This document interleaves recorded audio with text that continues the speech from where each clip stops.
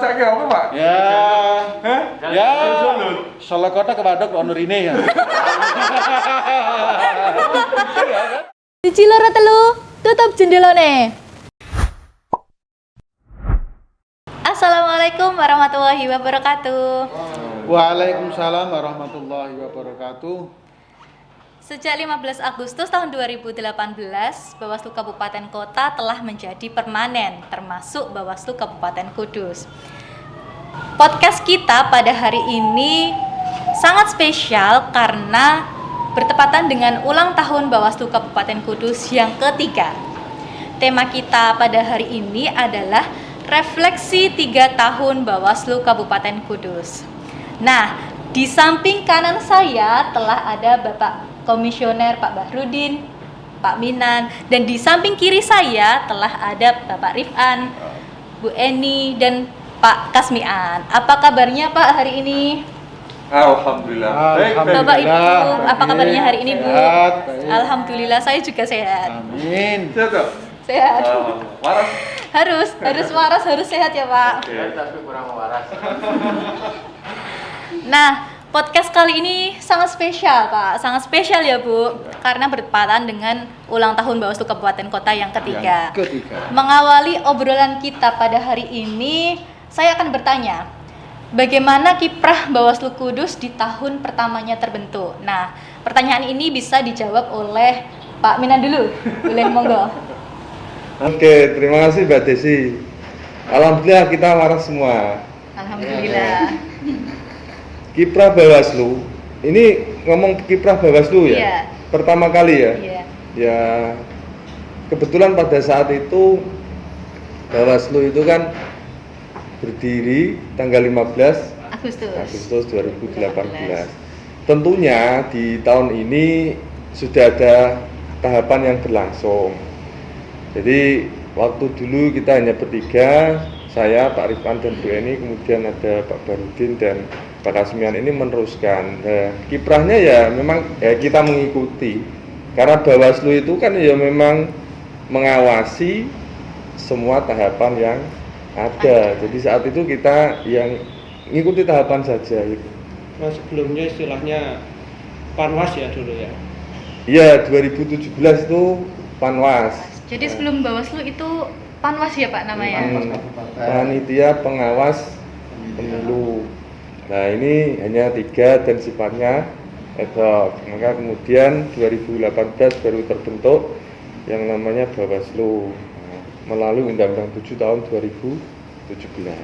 Itu saja Mbak, saya yang lain. Monggo Pak Barudin bisa menambahkan. Siapa sana biar seimbang dulu. Oh gitu ya, Mana boleh. sana aja. Monggo Ya, Pak. ini saya menambahkan ada sisi luar biasa pasca kawan-kawan itu dilantik di Hotel Artos Bu ya, kemudian begitu selesai kembali ke Kabupaten Kudus, tentu di sana sudah harus mengawal NPHD yang pertama kali. Ya. Kemudian tahapan yang paling unik pada saat itu, ya, memasuki pada tahapan-tahapan di pemilu 19 itu adalah pendaftaran partai politik. Nah, kawan-kawan kita bertiga saat itu berjibaku selalu kita mengawal setiap verifikasi pendaftaran partai politik, yakni pada dukungan peserta pemilu. Nah, ini tentunya sangat butuh energi yang kuat luar biasa. Ya. Monggo ini mungkin Bu Eni bisa menambahkan, Pak Kasmian. Iya boleh. Terima kasih. Kalau dari saya kan kebetulan kan sesuai tupoksi kan tentang rekrutmen ya Mbak ya. Iya. Nah ini yang mungkin membedakan dengan kabupaten lain karena pada saat Bawaslu pertama itu kan untuk mengawasi tahapan pemilu 2019 kita sudah punya jajaran ad hoc.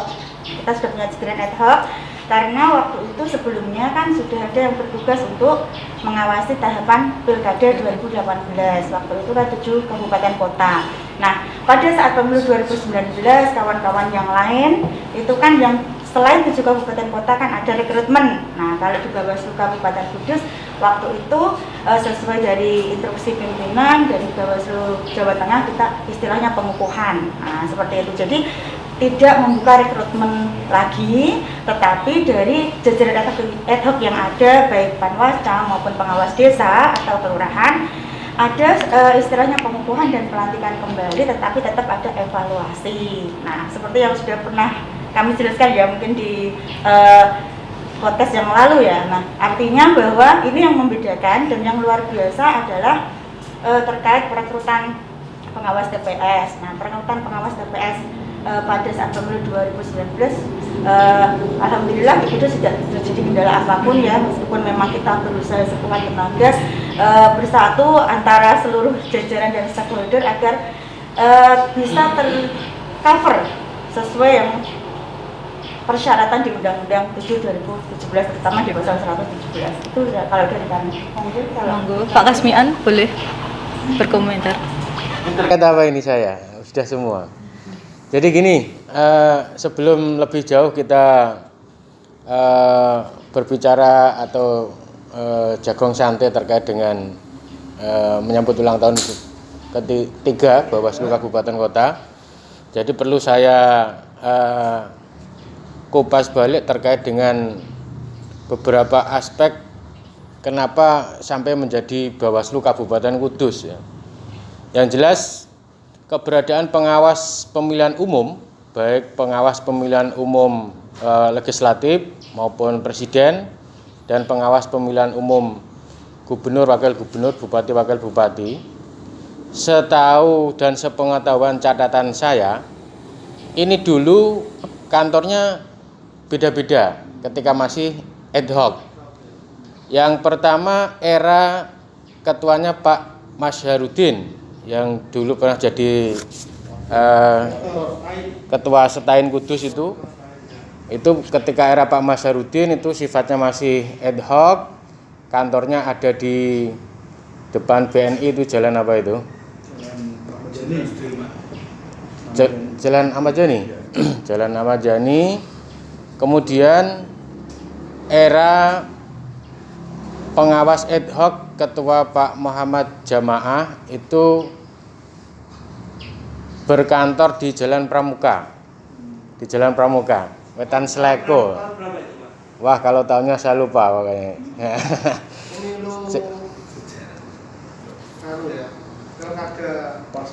Ya ada pileg, pilpres, ada pemilihan kepala daerah juga. Itu ya. Kemudian disambut dengan pengawas pemilihan umum ad hoc lagi era ketua Badi Susianto itu, Pak Badi itu beralamat di jalan apa itu, Matahari ke Utara itu, Lukmono Hadi ya, Lukmono Hadi apa Dokter Lamelan itu yang bekas SMP itu loh. Nah, itu di situ. Kemudian pengawas pemilu ad hoc yang berkantor di GOR yang saat ini menjadi Bawaslu itu ketuanya Pak Waibul Minan itu ya. Termasuk yang 2014 kan Pak Kasmian juga komisioner ya. Komisioner perlu diketahui sahabat Bawaslu itu ya. Senior kita. Ya itu ketika masih pengawas pemilihan pemilu ad hoc ya, yang berkantor di Utara Matahari itu. Tapi sekarang Matahari tinggal kenangan nama saja itu.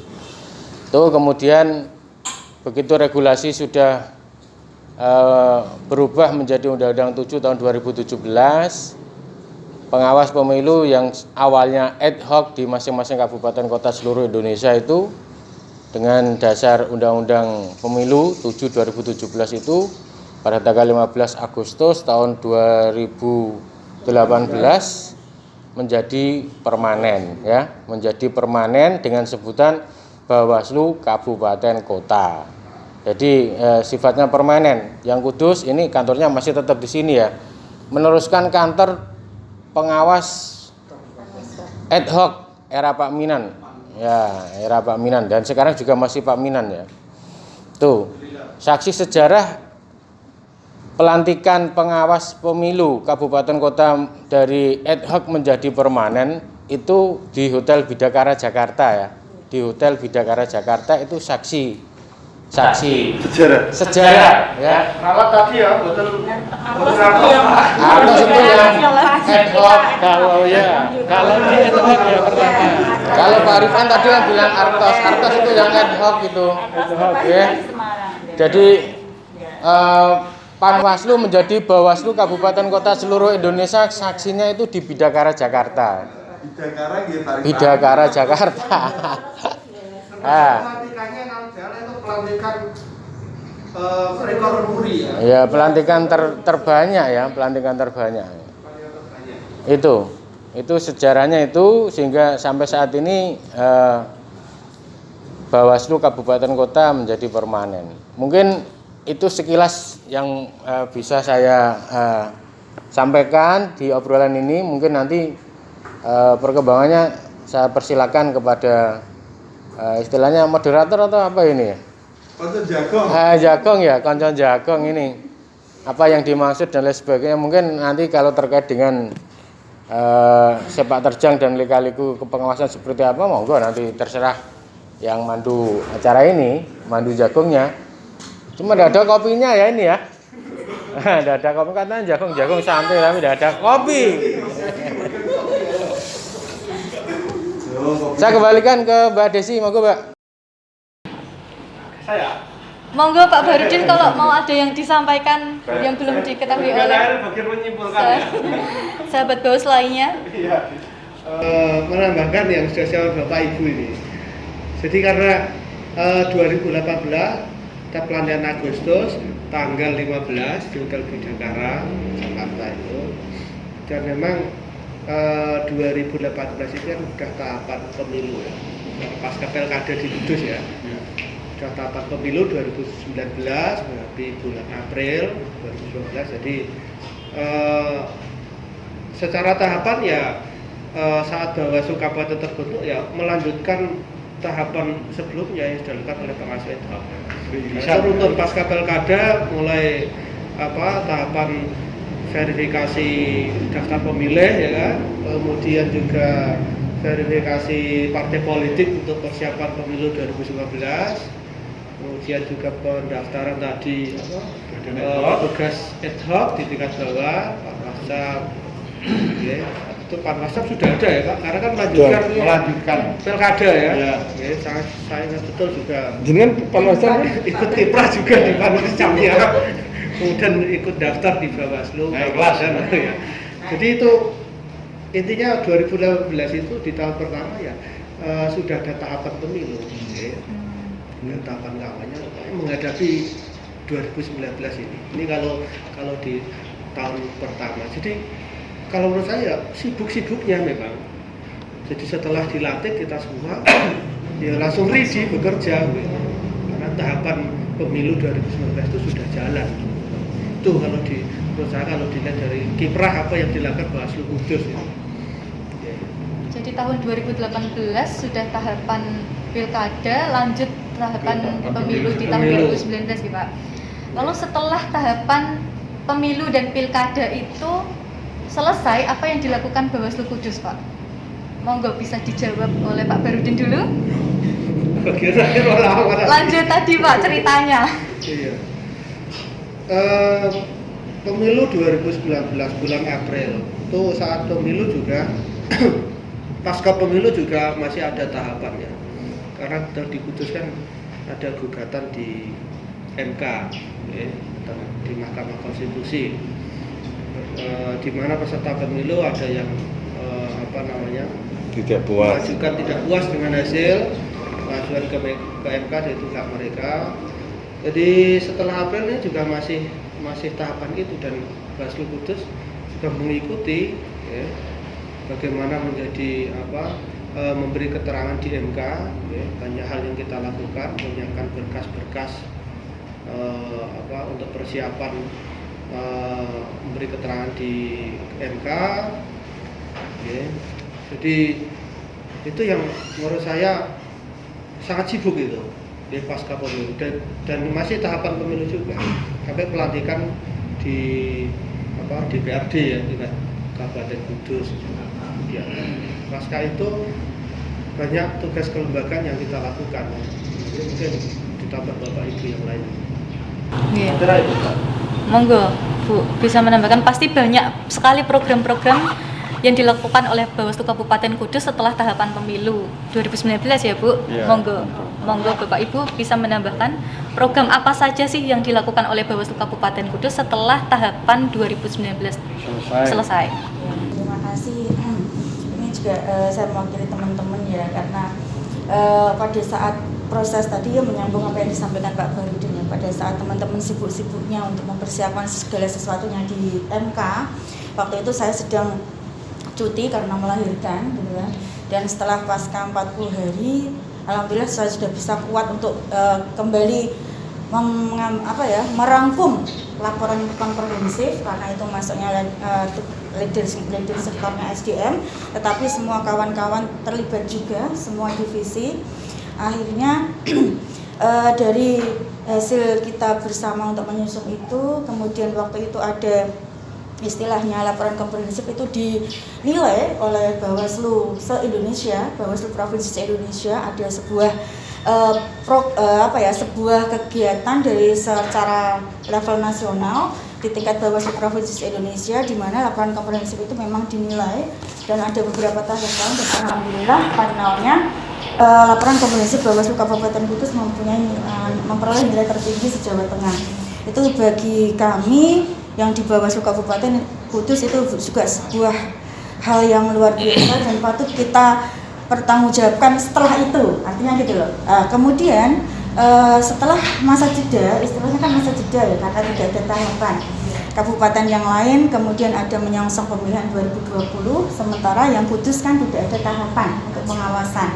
Nah, inilah yang kemudian di jajaran pimpinan pasti berdasarkan kebijakan kita bersama juga dan melalui rapat pleno, Bapak Ibu Komisioner kemudian merumuskan kira-kira apa kegiatan yang akan kita laksanakan, karena pastinya kalau sesuai Undang-Undang 7 2017 pasal 140 itu kan Bawaslu Kabupaten Kota tetap harus melaksanakan sosialisasi pengawasan partisipatif. Nah, kemudian dirumuskan beberapa program kegiatan, diantaranya ya yang sudah berjalan, yang sempat sudah booming bahkan sampai sekarang viral itu film pendek. Pak Ketua itu kan ahli membuat skenario, kemudian kita semua saling bersinergi. Misalnya ini beliaunya Pak Kas ini juga ahli dalam jurnalis, artinya ketika membuat berita-berita kayak gitu lah, artinya skill-skill kita itu kita rangkum bersama dalam beberapa program. Nah, artinya saling bersinergi sekaligus peningkatan kapasitas kelembagaan masing-masing, potensi di antara diri kita, apa yang bisa kita gunakan untuk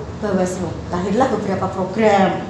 Nah, ini kan di Humas itu kan juga getol ya. Ini Pak Din juga di Humas kan ada banyak sekali program daring, ada podcast ini ya, Inspirasi Live Talk Show Billy, ini leading sektornya juga beliaunya Pak Arifan, kemudian tadi film pendek, ada lagi Diksiko itu kan ya untuk kita peningkatan kapasitas di penyelesaian sengketa, dan pastinya Bu Korsek ini juga sangat berperan penting untuk membina teman-teman staf agar semakin bisa eksis gitu loh. Artinya selama tidak ada tahapan, Bawaslu Kabupaten Kudus tetap berusaha menunjukkan kinerjanya, eksistensinya untuk memobilisasikan Bawaslu Kudus. Nah, jadi kita sama sekali kemudian nggak ada tahapan, kita santai. Nah, saya rasa tidak seperti itu. Pernah nggak sih Bu di jajaran kita sendiri itu melakukan seperti pengembangan kapasitas SDM?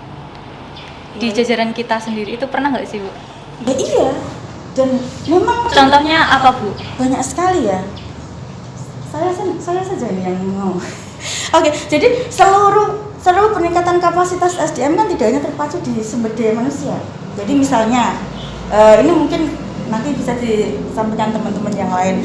Beliaunya ini kan nanti Pak Kasih kan ada peningkatan kapasitas untuk penyelesaian sengketa. Teman-teman semakin dipicu biar nanti beliau bercerita. Kemudian dari Pak Ketua itu kan ada film pendek. Nah, Mbak Desi sendiri kan merasakan enggak peningkatan kapasitas dari situ? Iya, sekarang jadi aktivis misalnya. Nah, ke Bawaslu itu juga peningkatan kapasitas. Nah, dari kami selaku SDM misalnya, apa yang bisa kami sampaikan itu kan di Perbawaslu 2020 itu kan ada semua, bahwa peningkatan kapasitas SDM itu tidak hanya tanggung jawab divisi SDM tapi seluruhnya. Kemudian kalau secara nyata dari kami ya tentang tidak hanya terkait itu ya, penguasaan regulasi, teman-teman bagaimana cara bersikap ketika harus berinteraksi dengan pimpinan, hubungan relasi komunikasi antar staf, komunikasi antar pimpinan, sinergitas antara komisioner dengan sekretariat, itu kan semua termasuk penegakan hak. Monggo, mungkin teman-teman yang lain bisa menambah lebih dalam terkait masing-masing. Oke, saya menambahkan ya Mbak Desi, memang tadi telah dipertegas oleh Bu Eni di pasal 104 tersebut di Undang-Undang 7 2017 bahwa yang jelas Bawaslu Pasca melakukan pengawasan pemilu 19 itu tidak pernah berhenti untuk tidak berkarya. Artinya Bawaslu senantiasa berkarya ya, untuk memperkuat lembaga ini ya. Tentunya dalam proses pengawasan kemarin kami tentu melibatkan beberapa komponen masyarakat, maka sinergitas ini diperkuat ya, pasca pelaksanaan pemilu.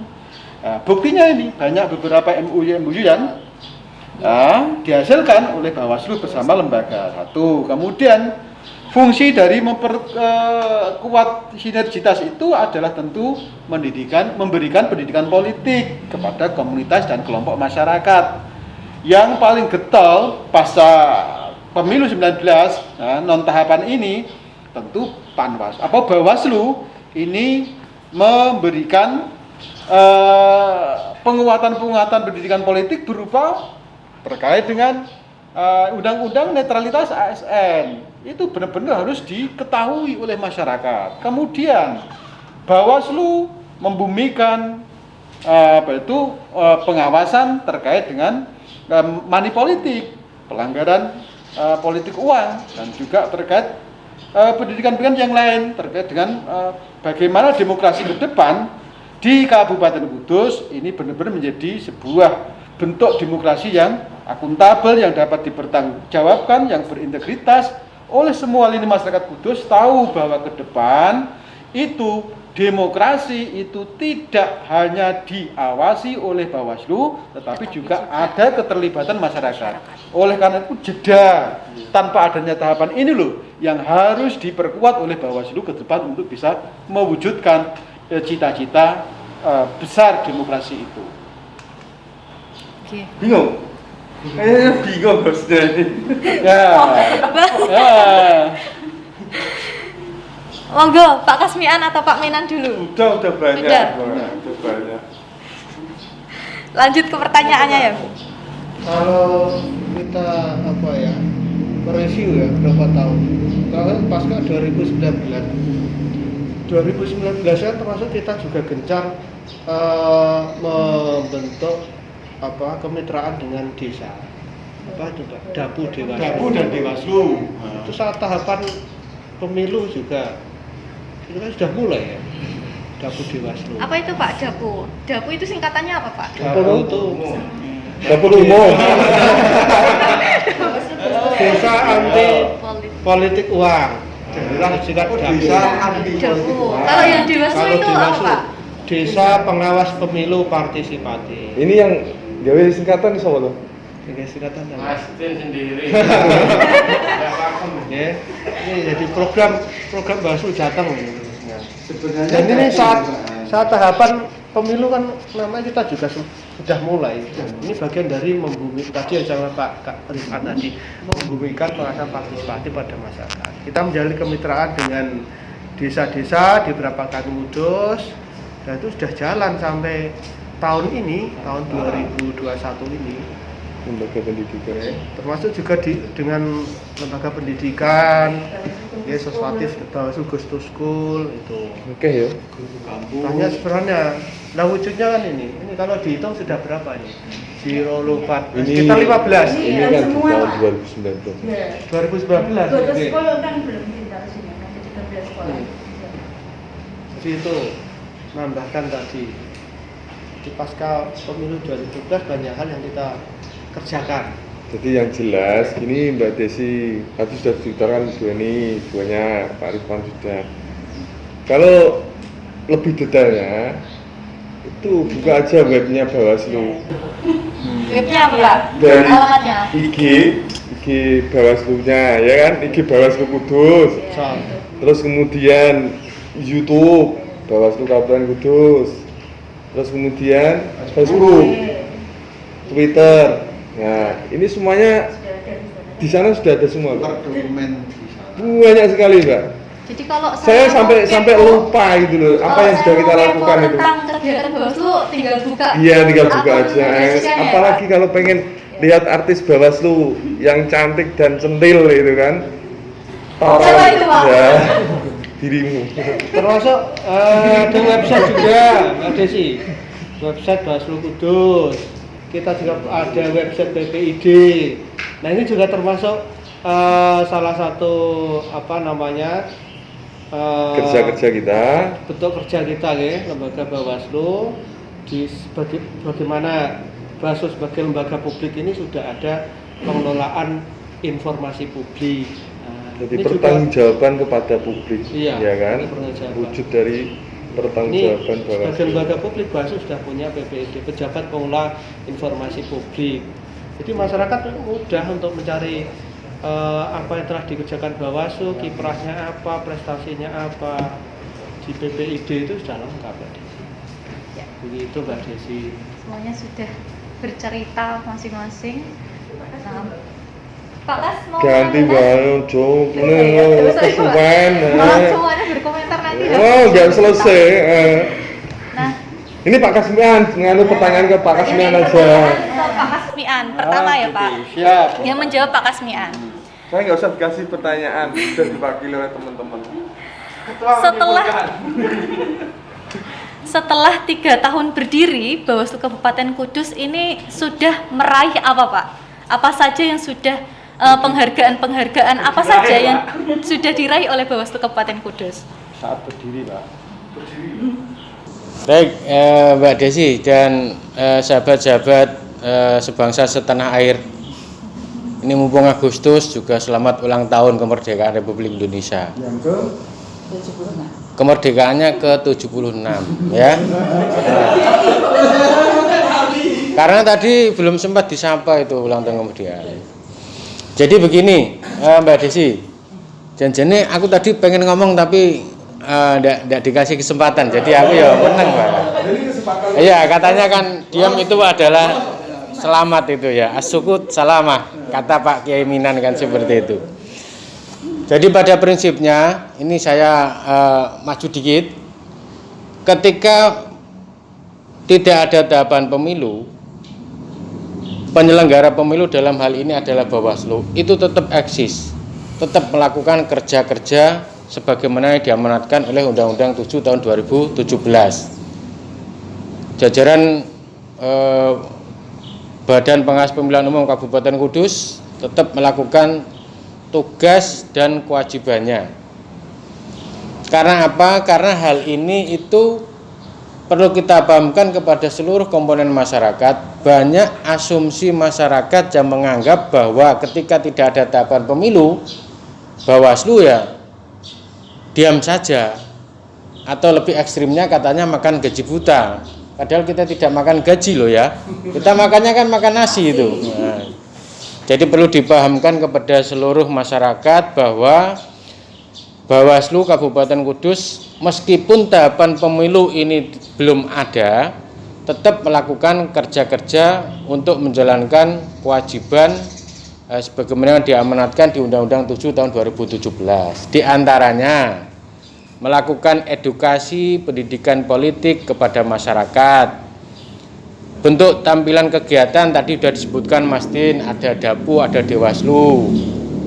Wujud realnya terpampang di belakang ini ada Memorandum of Understanding atau nota kesepakatan bersama antara desa dengan Bawaslu dalam rangka untuk tercapainya cita-cita demokrasi atau pemilu yang benar-benar bermartabat ke depannya. Harapannya ini adalah untuk mengedukasi kepada masyarakat agar masyarakat lebih memiliki rasa hadarbeni terhadap pelaksanaan proses demokrasi, proses pemilu, sehingga masyarakat memiliki kesadaran untuk berpartisipasi turut serta dalam melakukan pengawasan partisipatif.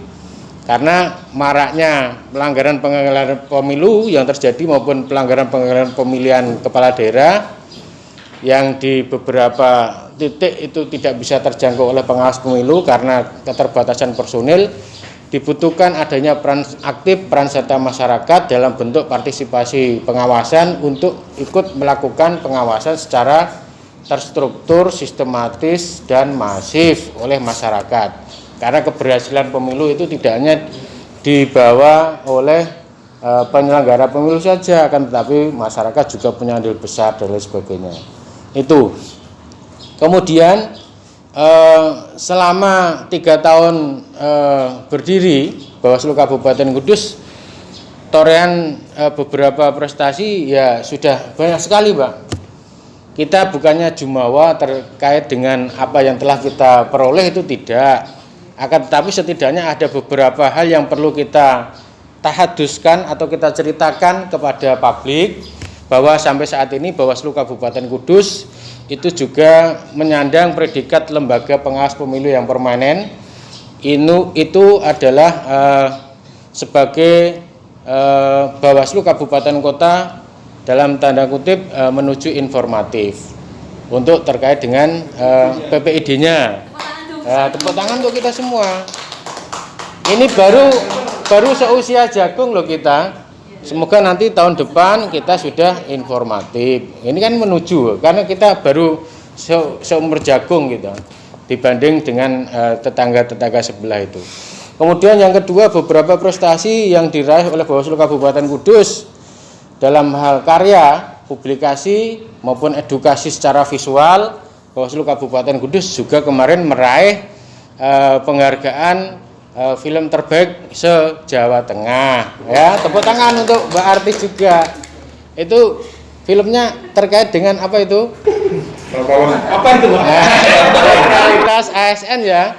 Jadi dari kisah yang diangkat oleh sang sutradara terkait dengan judul film yang menjadi juara 1 se-Jawa Tengah ini berdasarkan fakta-fakta lapangan, fakta-fakta pengawasan real yang terjadi di lapangan. Kemudian diangkat dalam sebuah naskah, divisualisasikan dalam bentuk video. Ini menjadi sebuah edukasi kepada masyarakat bahwa simpulannya prinsip dalam pelaksanaan pemilu maupun pemilihan atau pilkada, ASN itu hukumnya wajib netral. Nah, kan film judulnya kan netralitas ASN kan, yang kemarin menang ya. ASN kampanye ya. Ini sebagai edukasi. Jadi edukasi ini kita tidak hanya secara visual, akan tetapi kita juga melakukan edukasi yang non visual juga, ya, dalam bentuk gambar, kemudian dalam bentuk face to face dan lain sebagainya, itu harus kita lakukan. Ini secara kontinu terus menerus. Bawaslu Kabupaten Kota ini tetap melakukan kegiatan-kegiatan, tidak mandek, tidak makan gaji buta, tidak. Nah, karya-karyanya juga banyak nanti terkait termasuk adanya buletin, itu juga sebagai wahana untuk edukasi kepada masyarakat, karena selain dicetak dalam bentuk head ya, secara bentuk buletin, kita juga mengunggahnya dalam bentuk dokumen file ya, bisa diunduh di websitenya Bawaslu Kabupaten Kudus. Itu setiap hasil karya Bawaslu Kabupaten Kudus ada di sana, ada buletin dan lain sebagainya. Kemudian perlu dipahami oleh kita semua, Bawaslu Kabupaten Kudus pasca pemilu 2019 kemarin juga menorehkan catatan sejarah dengan menerbitkan sebuah buku dengan judul Di Balik Pengawasan Pemilu 2019. Itu semuanya ada, itu cerita terkait dengan lika-liku kepengawasan dan lain sebagainya, ada semua. Itu mungkin yang dapat saya tambahkan, panjang sekali kiranya. Saya kembalikan ke moderator untuk jagung-jagungnya, monggo. Tambahnya ya mungkin menandaskan tadi Mbak Desi. Kalau yang PPID itu prestasinya di tahun 2020 ya.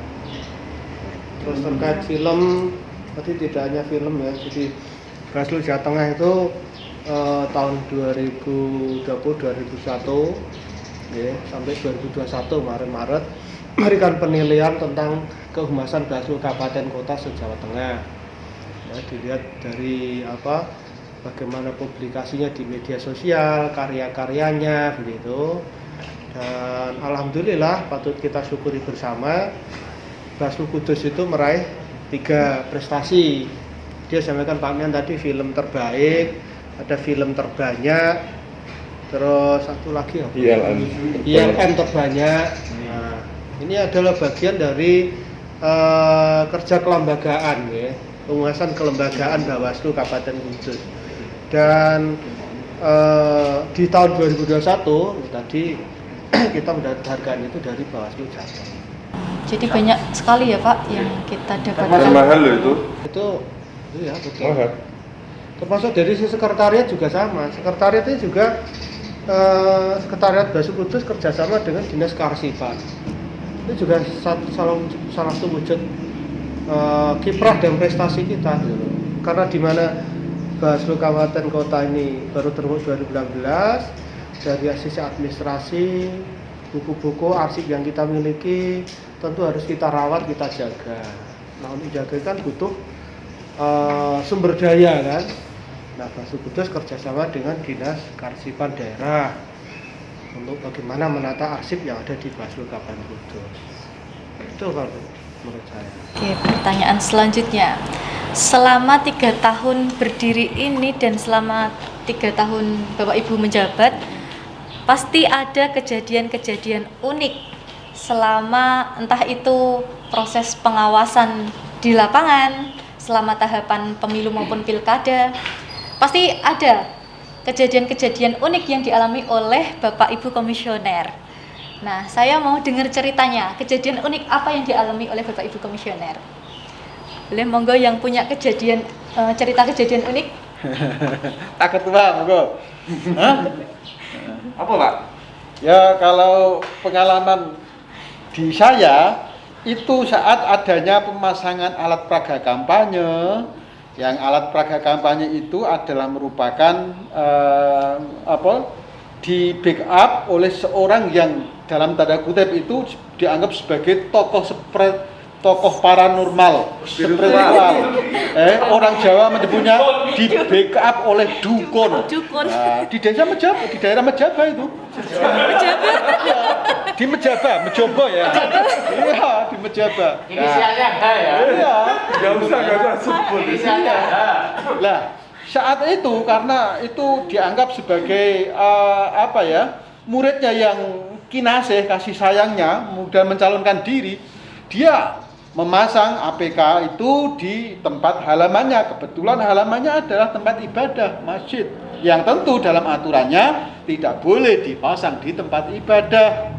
Oleh kawan-kawan pengawas desa tidak mampu untuk bisa menurunkan, teman-teman di pengawas kecamatan tidak mau dan tidak berani menurunkan karena konon katanya beliau adalah orang yang jaduk, yang tidak bisa dikalahkan oleh kekuatan apapun. Nah, akhirnya ya satu-satunya orang yang dianggap Mbah Sipan, karena begitu orang menyebutnya, saya tengah malam ke sana berkomunikasi, menegosiasi bahwa apapun pelanggaran ini harus ditegakkan oleh Bawaslu. Oleh beliaunya bersikukuh untuk tidak mau diturunkan. Karena ini adalah masjid-masjid gue, tempat-tempat gue, murid-murid kesayangan gue. Ngapain Bawaslu menurunkan? Tentu akhirnya kami dikawal oleh beberapa rombongan dari kecamatan Mejobo tersebut. Mejobo apa Mejaba, Pak? Ya, itu saudara kembarnya antara Mejaba sama Mejobo, ya kan? Akhirnya kita ketemu beliau, kita berbicara dengan cara pelan-pelan, by step. Akhirnya pun juga beliau memahami terkait dengan diturunkannya APK yang ada di tempat ibadah tersebut.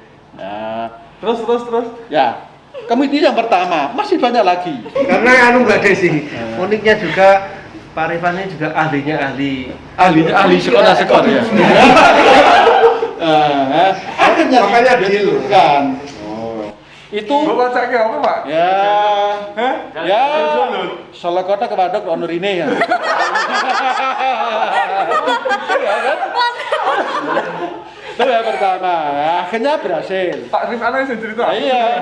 Kemudian yang kedua, itu habis subuh pada hari tenang menjelang pemilihan masih ada gambar yang terpampang besar di desa di Kecamatan Kaliwungu. Gambar itu tidak mau diturunkan karena dia merasa bahwa itu adalah kawannya, saudaranya. Maka ini di tempat-tempat saya ini bukan untuk dipasang tetapi untuk menutup garansi mobilnya. Oh. Sementara iya kan? Garasi. Garasi mobilnya. Ya. Nah, kemudian karena posisinya di pinggir jalan, setiap orang melihat kan loh. Ini kan sudah hari tenang, besok coblosan, kok masih dipasang Jadi alasannya untuk nutup garasinya saja itu, Pak. ya. Tetapi dia nggak mau membalik. Sementara gambarnya masih tampak dari luar. Tentunya kan Bawaslu dikomplain oleh masyarakat. Gimana Bawaslu ini? Gambar hari tenang ini masih dipasang, tidak diturunkan. Akhirnya di malam hari sebelum subuh itu, jam 10 kita negosiasi, dia tidak mau menurunkan. Bersikeras. Akhirnya teman-teman dari Kecamatan Kaliwungu kembali dengan tanpa ada hasil. Nah, tentunya kita ambil secara paksa, tentunya setelah subuh, di mana yang punya gambar itu sudah tidur lelap. Iya kan? Ya tentunya kawan-kawan itu terusan membawa karter, tali-talinya diputus, kemudian diluntung, kemudian dibawalah sebagai barang bukti. Oh, itu yang kedua. Masih juga ada yang ketiga. Banyak itu. Saat di Sunggingan, di perempatan ke barat itu, pada hari tenang mereka juga tidak mau diturunkan. Uniknya tidak di bawah steril, nggak ada sudah. Tapi di atas, bagaimana kawan-kawan bisa menurunkan?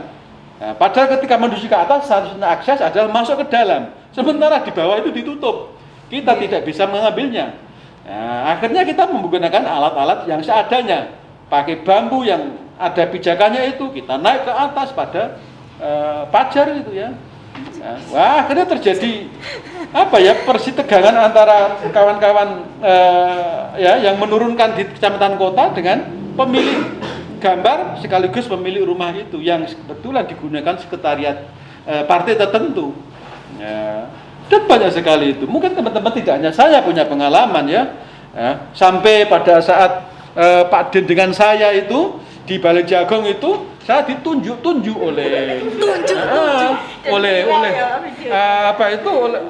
oleh kelompok yang simpatik pada salah satu pasangan presiden. Gimana Bawaslu? Ditunjuk-tunjuk sampai di jidat saya itu. Saya bergeming, diam saja.